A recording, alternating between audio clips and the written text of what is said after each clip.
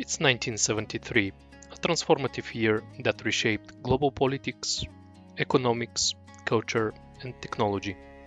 Among the era's major historic shifts was the end of direct US military involvement in the Vietnam War. That same year, the OPEC oil embargo triggered the global energy crisis, soon escalating into the economic downturn known as the first oil shock. Technology was changing just as rapidly. Typewriters were beginning to give way to computers. Floppy disks made it possible for people to share information more easily than ever before.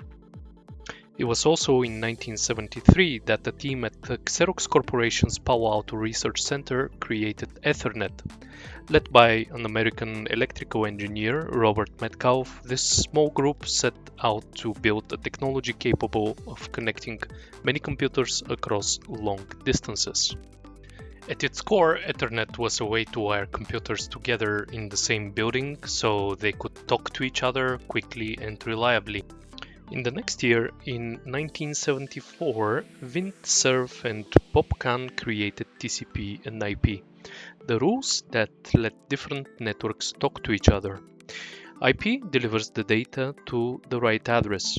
There is no guarantee, however, of packet delivery, so this means that IP doesn't promise a delivery.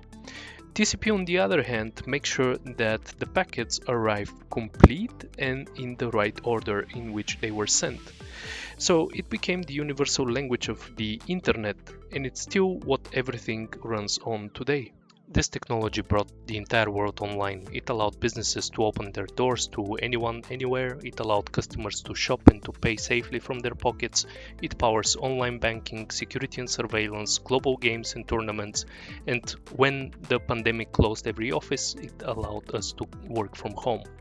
But every coin has two sides. The same data that powers our daily lives is exactly what hackers and cybercriminals are hunting for.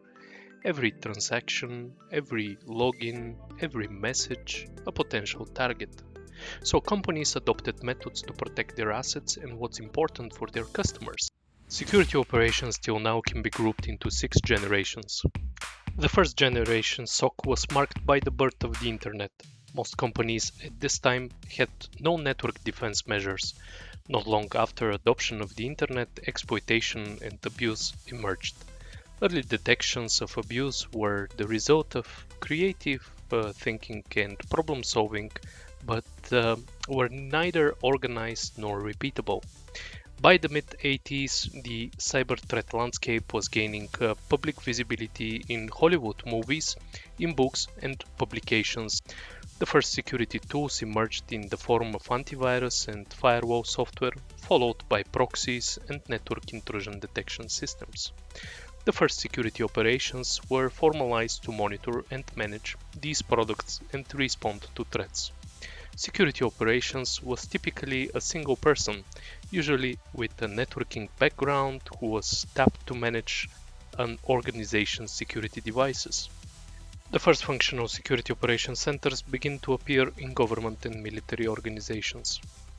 Second-generation security operations can be categorized as an era of malware outbreaks, including widely impacting viruses and worms which wreaked havoc on corporate and government networks. This was the era which spawned vulnerability tracking and formalized system patching. SOCs were found in government and military organizations and began emerging in the largest commercial organizations. Companies began to commercialize security monitoring and management services and offer these services to paying customers, otherwise known as managed security service provider model. There's an explosion of new technology products with variety of firewalls, antivirus, proxies, vulnerability scanning, and intrusion detection systems. The big focus during this period was intrusion detection. Some government and military organizations had robust snort and TCP dump deployments. Nation-states began cyber network exploitation, defense, and attack programs in the later years of this era. However, none of these programs were yet known to the public. Security event analysis was largely performed through use of scripts, IDS consoles, and other homegrown tools.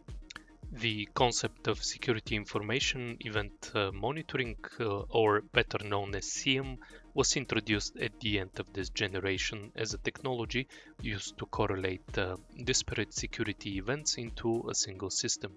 However, analysts would not rely on this single pane of glass in daily operations until the next generation. In 2001, Wahoo Technologies is renamed DarkSide, and security information and event management products are introduced to the market. The third generation era was most noted for the expansion and organization of cybercrime syndicates, which used bots to steal identity and financial information for monetary gains. The third generation was kicked off in 2003 with hugely impactful malware such as SQL Slammer and Blaster, which caused mass disruption of the internet. An American engineer, H.D. Moore, created Metasploit. The department's cybersecurity division created the United States Computer Emergency Readiness Team in 2003. First mobile malware, Kabir, also written for Symbian operating system, appeared in 2004. The cyber exploitation capabilities of nation-states such as China were first noticed during this period, as the US military and various defense contractors were targeted by China as part of Operation Titan Rain.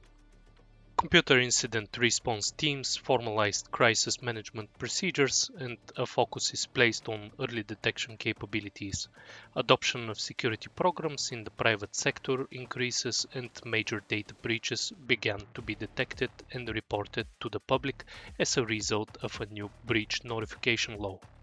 Fourth generation cyber war, hacktivism, advanced persistent threats, and exfiltration of data. Following the relocation of a Soviet-era statue in Tallinn in April 2007, Estonia fell under a politically motivated cyber attack campaign lasting 22 days. Perhaps the best known attacks were distributed denial of service attacks, resulting in temporary degradation of loss of service on many commercial and government servers. While most of the attacks targeted non-critical services like public websites and email, others concentrated on more vital targets such as online banking and DNS. Fourth generation security operations was marked by the publicity of politically motivated cyber threat landscape. In 2008, the anonymous group gained mass media attention when they declared war on the Church of Scientology. News headlines and detailed studies spotlighted nation-states attacking one another with the purpose of stealing intellectual property or sabotage. In 2012 was discovered Flame malware.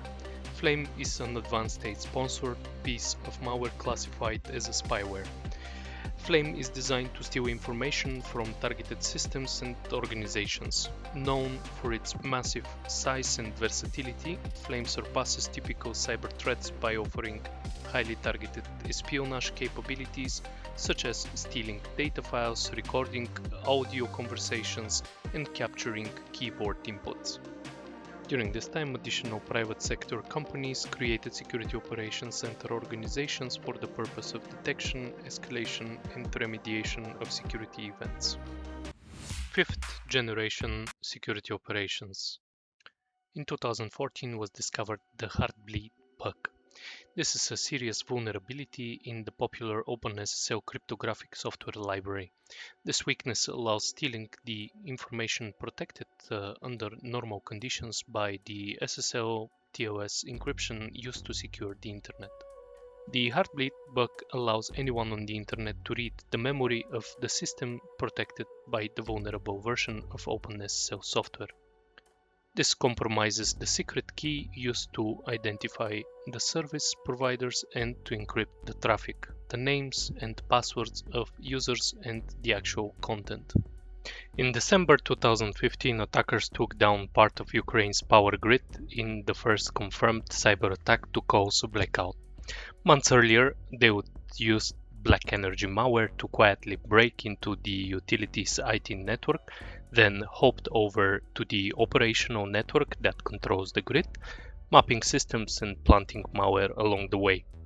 2 days before Christmas, they struck remotely, seizing the control interface, flipping breakers off, and locking out the operators by changing their passwords. The whole takeover took just minutes, but the real effort went into making recovery hard. They wiped disks with kill disk, bricked the gateway devices by overwriting their firmware, knocked out the call center with a denial of service attack, and even cut power to the control center itself. Operators couldn't react in time, partly because in critical infrastructure they are only trained to follow predefined procedures, not improvise during a novel attack. The result: hundreds of thousands of Ukrainians with no electricity. Another notable operation conducted by Sandworm is NotPetya. Dubbed as ransomware, the attack was really a form of a wiper malware. In this instance, it spread quickly via a compromised Ukrainian tax software and had devastating effect on businesses across the world, affecting well-known businesses like Maersk or FedEx and Merck. The attack resulted in greater than $10 billion in damages and was one of the most costly cyber attacks in history. In May 2017, the WannaCry ransomware spread across the globe in a matter of hours.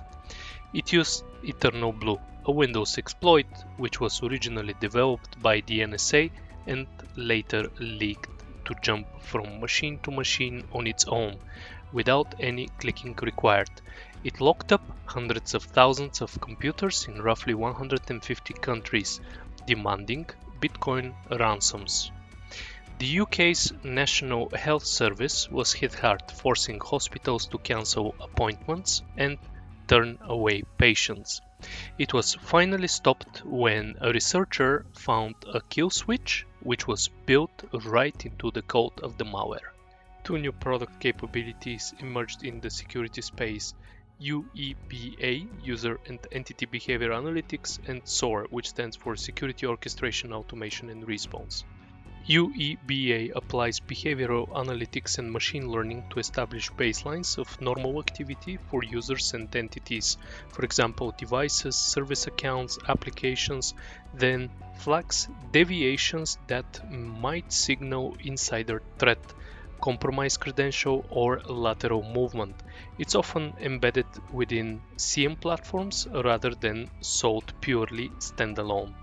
SOAR brings orchestration, automation and response together, integrating disparate security tools and automating incident response through the usage of playbooks.